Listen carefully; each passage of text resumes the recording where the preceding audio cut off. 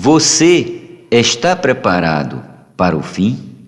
Tópico desta semana: imunizados com a palavra de Deus.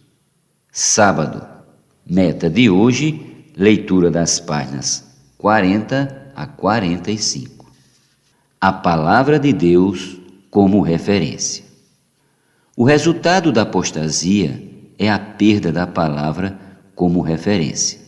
Sem o fundamento das verdades bíblicas, seremos iludidos por qualquer ideologia.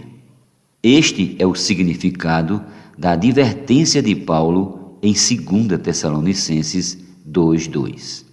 Precisamos ter a base e o fundamento na palavra de Deus para não ter nosso modo de pensar moldado ao curso deste mundo. O processo pós-modernista que nossa sociedade está experimentando visa remover por completo essa referência. Os propagadores de seus conceitos são totalmente contra a cultura judaica cristã e tudo o que está relacionado com a Bíblia. Seu objetivo é atacar a palavra de Deus, levando-a a descrédito. Está sendo implantado um modo de viver totalmente sem referência, porque Satanás sabe que a única e verdadeira referência dos valores humanos, espirituais e morais está na Bíblia. Se retirarem a palavra, terão removido as referências. Tudo isso é uma preparação para o surgimento do anticristo. Portanto, rogo ao povo de Deus que leia a Bíblia e busque conhecê-la. Sabemos que estará frio quando vemos na previsão do tempo que a temperatura será de 5 graus Celsius e que estará quente quando indicar 40 graus Celsius. Isso porque temos como referência a temperatura de 0 grau na escala Celsius. No entanto, se pedirmos para os brasileiros se prepararem para uma temperatura de 20 graus Fahrenheit, eles ficarão perdidos, sem saber como agir, pois não possui a referência de escala Fahrenheit. Nessa escala, a temperatura de 20 graus Fahrenheit equivale a 6,6 graus Celsius negativos. Como morei nos Estados Unidos por 10 anos, a escala Fahrenheit é algo natural para mim.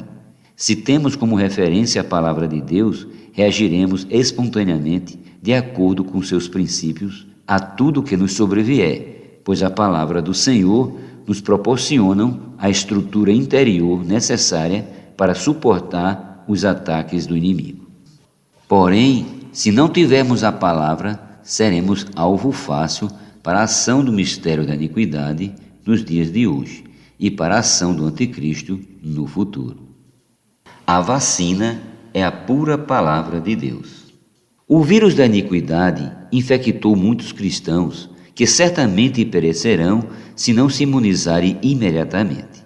Assim como há vacinas contra as enfermidades físicas, a vacina e o antídoto contra esse vírus espiritual é a palavra de Deus. É o único meio de ficar imune à ação da iniquidade que se multiplica no mundo pós-moderno. A igreja precisa voltar à pura palavra de Deus. Vemos hoje no meio cristão shows, cura, expulsão de demônios, evangelho da prosperidade. Tudo isso acaba tornando-se uma distração para o povo de Deus. O louvor é algo bom e necessário, mas como verdadeiros shows de pirotecnia, pode virar uma distração.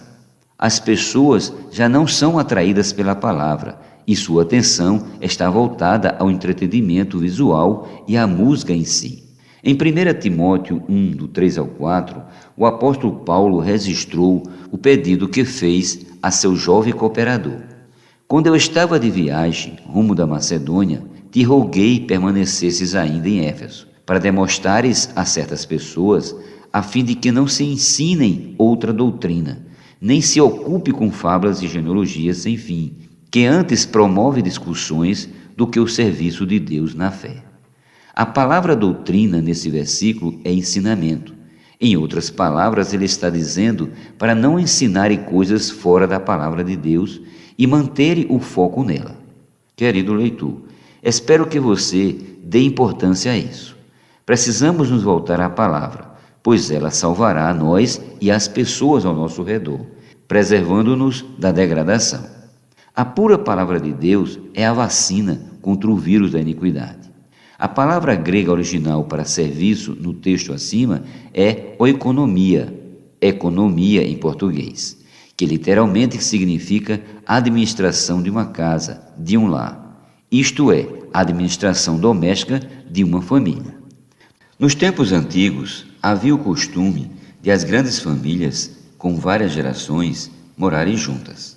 Para a administração doméstica, o patriarca da família tinha um mordomo, administrador, ecônomo, despenseiro, que cuidava dos assuntos da família. Sua responsabilidade era cuidar de todos os membros da família e certificar-se de que as necessidades de todos estavam sendo supridas: alimentação, roupa, saúde, bem-estar, instruções dos filhos. Esse é o significado da palavra economia, no original grego do Novo Testamento. Hoje, o que mais importa para um país é sua economia, ou seja, o plano econômico do governo, a administração dos recursos existentes num país, naturais, humanos, culturais, intelectuais, etc. O objetivo da economia de um país é a produção de riquezas e sua distribuição de maneira justa entre a população. Paulo aplicou esse conceito à casa de Deus, à igreja. Deus tem um plano em sua casa, uma administração, ou seja, Deus tem uma economia. Nessa economia, ele usa os servos, os despenseiros em sua igreja, para distribuir as insondáveis riquezas de Cristo. Efésios 3:8, seu Filho primogênito, a todos os membros de sua família. Isto é o que deve ocupar hoje as lideranças das igrejas: a palavra de Deus, o seu evangelho, a sua vontade, o seu plano. Os líderes do povo de Deus devem ser os despenseiros de sua casa. 1 Coríntios 4, do 1 ao 2. Entretanto, muitos se ocupam com fábulas, genealogias, histórias, coisas não relacionadas com o centro do plano de Deus para nós, e que não promove a economia de Deus na fé. 1 Timóteo 1,4, parte B. Que o povo de Deus seja redirecionado para o seu plano. No versículo 15 do mesmo capítulo, Paulo declara que fiel é a palavra e digna de toda aceitação, que Cristo Jesus veio ao mundo para salvar os pecadores, dos quais eu sou o principal. A palavra é a vacina eficaz para a nossa imunização contra a iniquidade. A proteção contra a corrupção começa com algo básico: nosso reconhecimento de que somos pecadores. Humilhar-nos diante de Deus é um requisito para sermos saudáveis espiritualmente. Assim, a palavra do Senhor agirá operando a salvação em nós. Essa é a palavra que precisamos aceitar e pregar. Em 2 Timóteo 1,13, lemos: mantém o padrão das sãs palavras. A Bíblia e sua revelação são palavras saudáveis que trazem saúde para a igreja, o corpo de Cristo. São palavras que vêm do próprio Deus e nos curam. No capítulo 3, versículos 16 a 17, Paulo prossegue, reforçando o encargo que tinha pela palavra. Toda a Escritura é inspirada por Deus e útil para o ensino, para a repreensão, para a correção, para a educação na justiça, a fim de que o homem de Deus seja perfeito e perfeitamente habilitado para toda boa obra.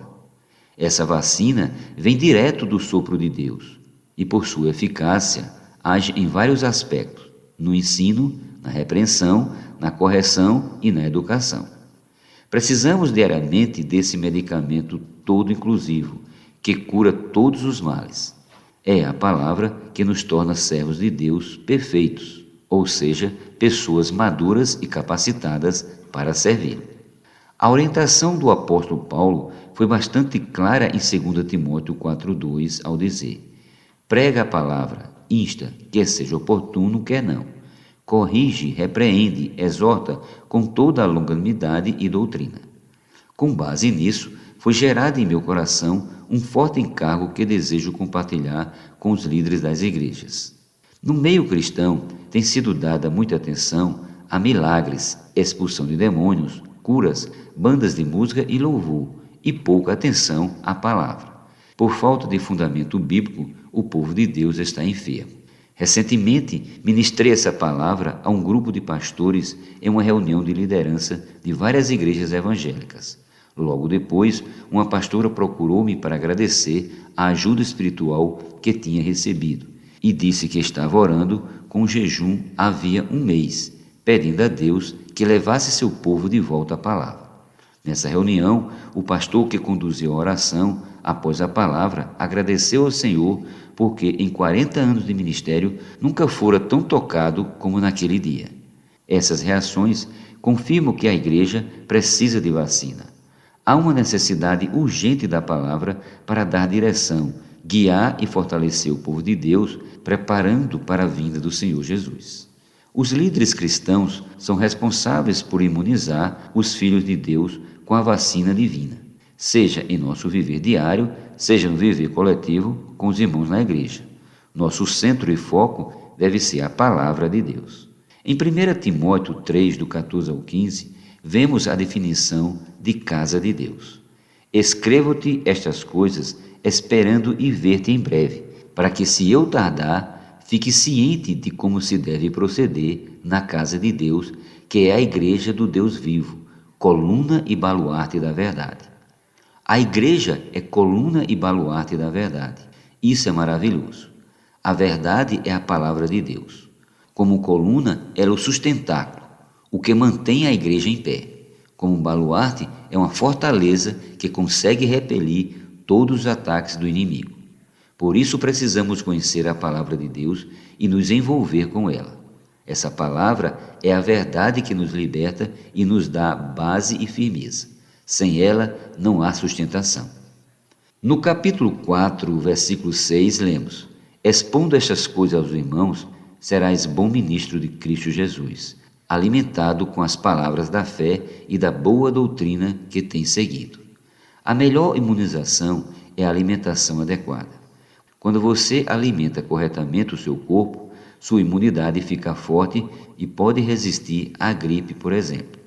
Se fica muito cansado e ainda se alimenta mal, não dorme direito, a imunidade do seu corpo baixa e as brechas se abrem.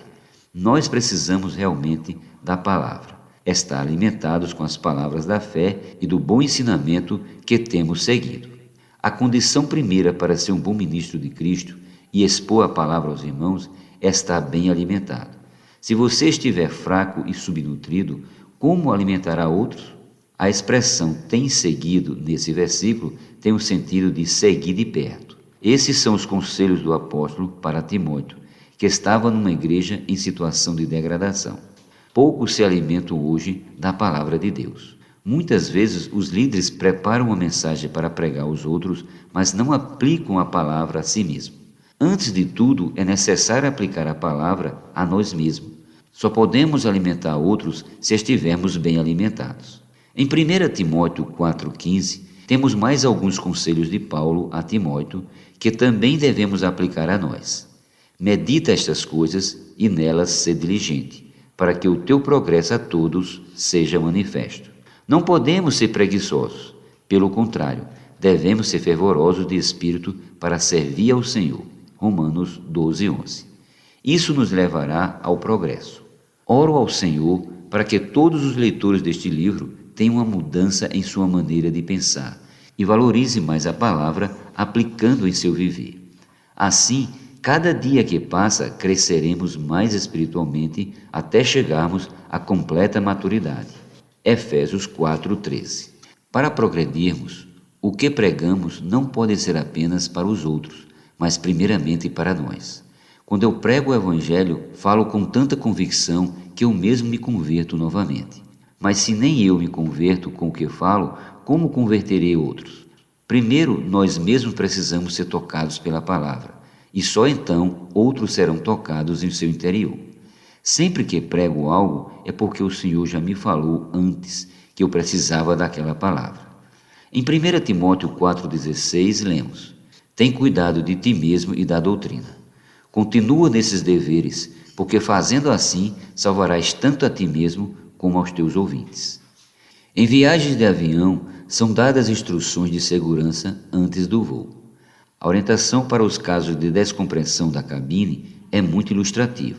Nesses casos, máscaras de oxigênio caem dos compartimentos superiores dos assentos e cada passageiro deve puxar a máscara para si e usá-la, cobrindo boca e nariz, e com ela respirar normalmente. Se houver criança ou uma pessoa idosa ao lado de um passageiro adulto, este deve colocar antes a sua própria máscara e em seguida socorrer o indefeso. Se o responsável tentar salvar primeiro a criança ou o idoso, sem estar devidamente equipado com a máscara, poderá lhe faltar oxigênio e desmaiar antes do procedimento indicado, e ambos morrerão. Espiritualmente ocorre o mesmo. O que prega o Evangelho deve de início salvar a si mesmo para depois salvar outra pessoa. Por essa razão, devemos ser diligentes em fazer com que a palavra habite ricamente em nós. Colossenses 3,16. Essa palavra tem poder para nos libertar de tudo o que nos prende. João 8,32.